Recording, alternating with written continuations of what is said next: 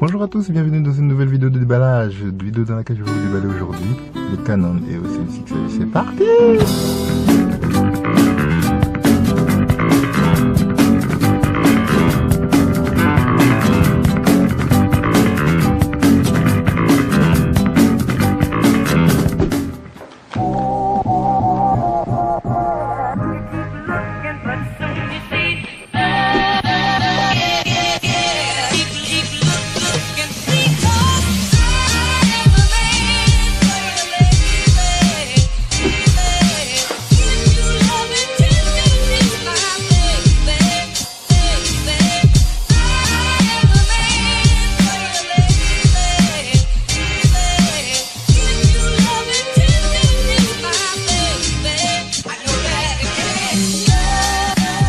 Dans la série des mirrorless, on retrouve surtout en tête Panasonic avec le GH5 ou encore Sony avec la gamme des A6500.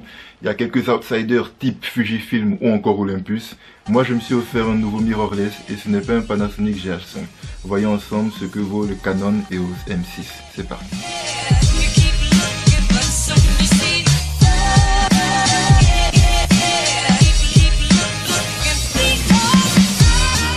Et donc là on a les deux différents appareils, le Canon EOS M6 et le Canon EOS M3. Donc on peut voir qu'ils sont très similaires. On peut voir comment sont disposées les touches. Du côté des différences en termes d'ergonomie et de matériel, on retrouve toujours de ce côté-là le flash.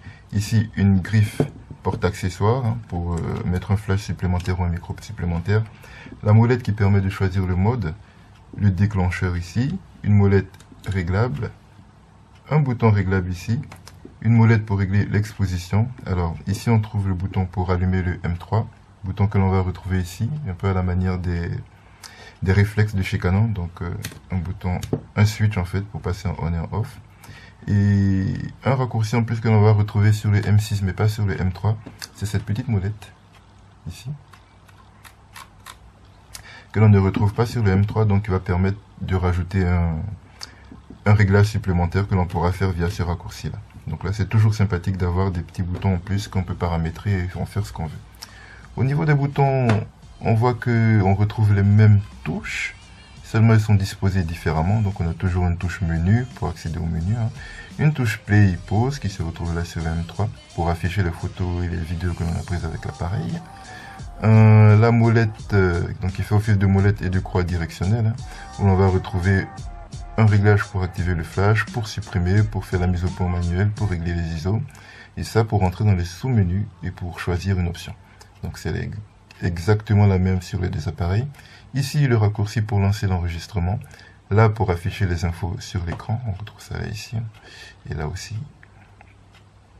Et donc ça qui nous permet de choisir l'endroit où on va faire la mise au point, le type de mise au point, et aussi pour permettre de sauvegarder un certain type de réglage que l'on a voulu faire, par exemple une mise au point sur un sujet en particulier ou sur une zone en particulier. On va pouvoir modifier ça avec ces deux boutons qui sont là et que l'on va retrouver ici et là. Voilà.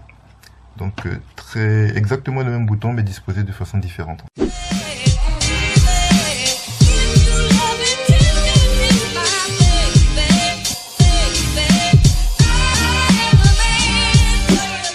En dessous, on va toujours retrouver donc une trappe qui, une fois ouverte, permettra de mettre une batterie et la carte mémoire à l'intérieur.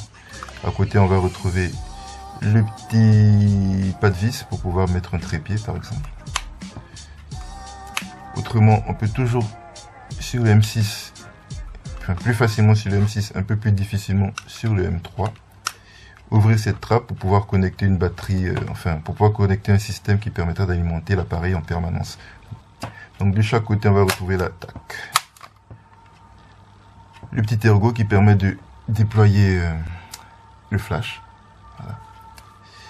Juste à côté, on va trouver donc une entrée micro et une entrée USB pour le M6.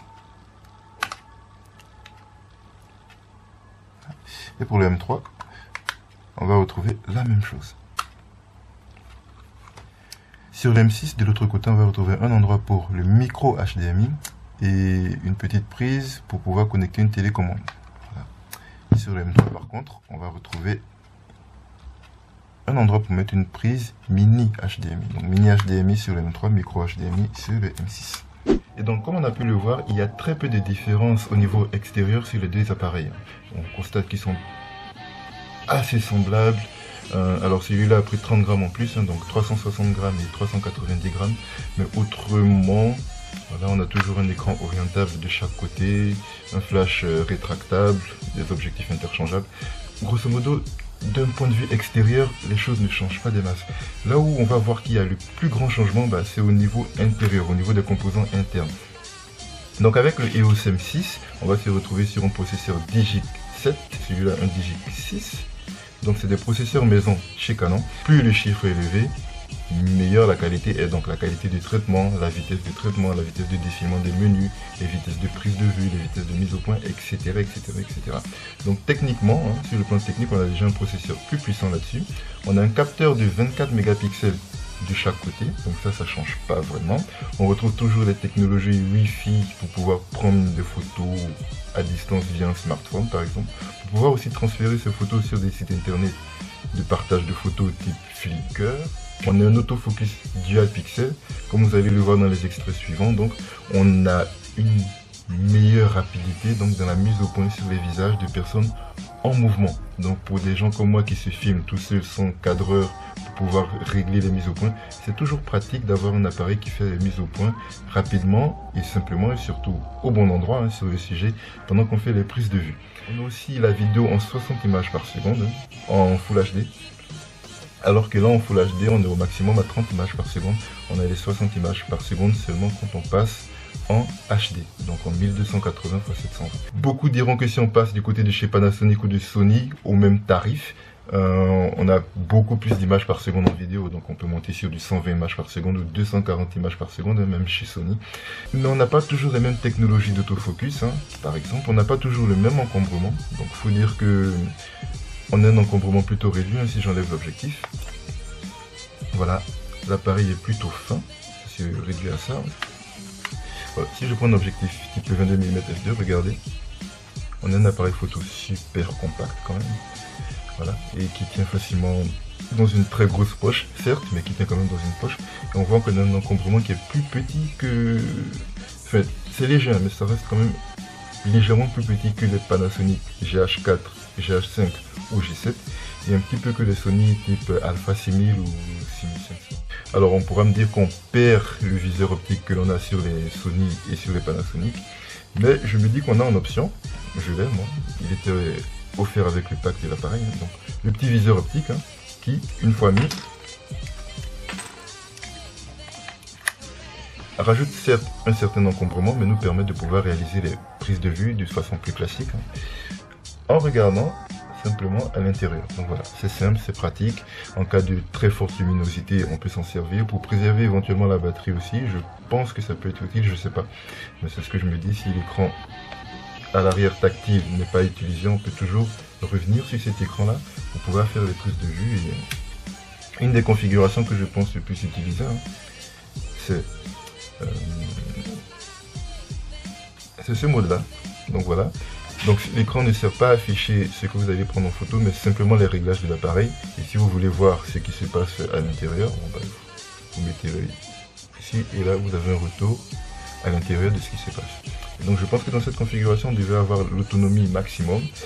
Et donc ça aussi, cette modularité, c'est quelque chose que j'aime bien sur cet appareil. Donc j'ai pas besoin, je peux éventuellement le rendre aussi encombrant que les Panasonic ou les Sony, et si j'en ai pas le besoin. Donc voilà, avoir cet aspect très bonne qualité de prise de vue, etc. Mais aussi avec les possibilités de changer les objectifs, donc pour pouvoir augmenter ses capacités de production et puis prendre des sujets par exemple qui sont très loin avec celui-là, c'est le 18-150. Voilà. Ou alors avoir de très bons flous d'arrière-plan avec celui-là qui est le f22 mm f2, donc toujours de chez Canon. En parlant d'objectifs, il faut dire aussi que donc, ces objectifs-là, c'est des objectifs EFM, donc spécialement adaptés pour la série des Canon EOS M, donc le M3, le M5, le M6, le M10 et le M100, je sais plus, bref, de la série EOS M. Et il existe aussi un accessoire, donc une bague, que vous allez rajouter avant votre objectif, qui va vous permettre d'utiliser donc votre hybride avec tout le reste de la gamme d'objectifs de chez Canon, donc les EFS.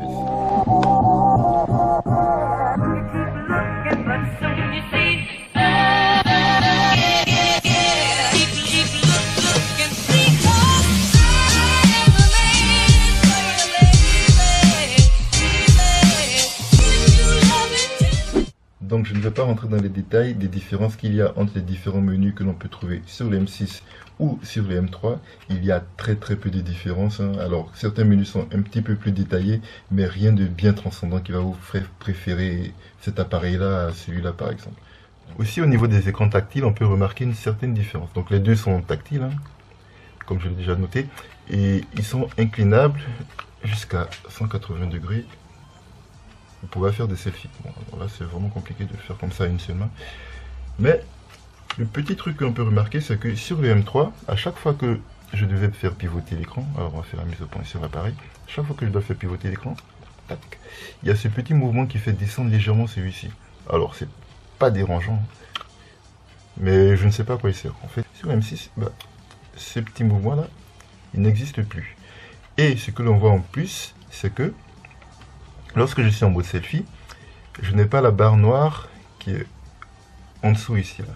Le mouvement est fait de façon à ce que le dessus de l'appareil, en fait, cache la barre noire. Ce qui n'est pas exactement le même cas sur le M3 où c'est tout l'écran qui se retourne. Bon, petit changement esthétique qui n'apporte pas grand-chose. Donc vraiment pour conclure, qu'est-ce que je peux dire sur ces deux appareils?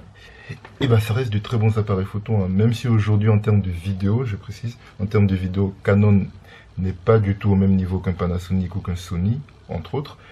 En termes de photo, c'est quand même largement suffisant et c'est très correct. Et je pense qu'il tient largement la concurrence avec les équivalences que l'on peut avoir chez Sony, Panasonic, Olympus, etc.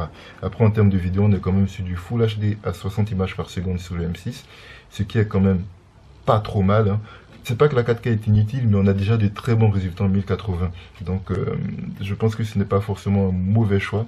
Et dernier argument que l'on peut dire, à part pendant ces fêtes-là où il y a eu pas mal de baisses de produits, on peut dire que d'une façon générale, hein, je dis bien d'une façon générale, on trouve les Canon moins chers que les équivalents chez Sony et chez Panasonic.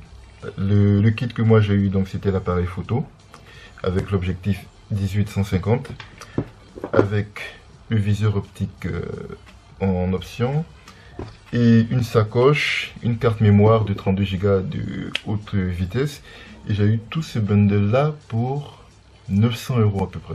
C'est très cher chez Panasonic. Pendant le Black Friday, à ce même prix là, tu avais donc le GH4 avec un objectif 12-60, une carte mémoire, je crois une batterie supplémentaire, etc. Donc énormément de trucs.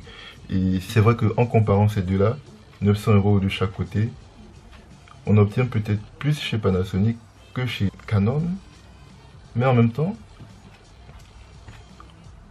c'est vraiment pas le même encombrement. Je ne sais pas si vous avez déjà vu un GH4, c'est vraiment pas le même encombrement. Le Panasonic GH4 se rapproche quand même assez d'un EOS 100 ou EOS 200D. Donc ils sont les plus petits réflexes, je crois, du monde, je ne suis pas sûr, mais c'est quand même des très petits réflexes, mais ça reste quand même assez lourd, assez encombrant. Je suis capable de trouver un prix moins cher que la concurrence, je suis capable de trouver un encombrement un petit peu moindre. Personnellement, j'accepte de perdre la 4K au profit de la 1080. C'est exactement la même chose qui m'avait fait choisir le Canon G7X qui est en train de filmer actuellement, au profit d'un RX100 qui techniquement était supérieur, mais qui aussi financièrement était très supérieur. Donc après, le choix reviendra à chacun. C'est vrai que si j'ai envie de conseiller un appareil à quelqu'un, je conseillerais difficilement Canon. Après, moi je suis fan de la marque, donc c'est un peu... mes choix sont un peu plus biaisés. Mais en termes de technique pure, le GH4 est plus puissant qu'un EOS M. À chacun de faire son choix. En tout cas, moi je vous remercie d'avoir regardé cette vidéo. J'espère que vous l'avez appréciée. On va se retrouver donc prochainement pour de nouvelles vidéos de déballage et de tests d'appareils. Sur ce, je vous dis à la prochaine. Prenez soin de vous. À bientôt.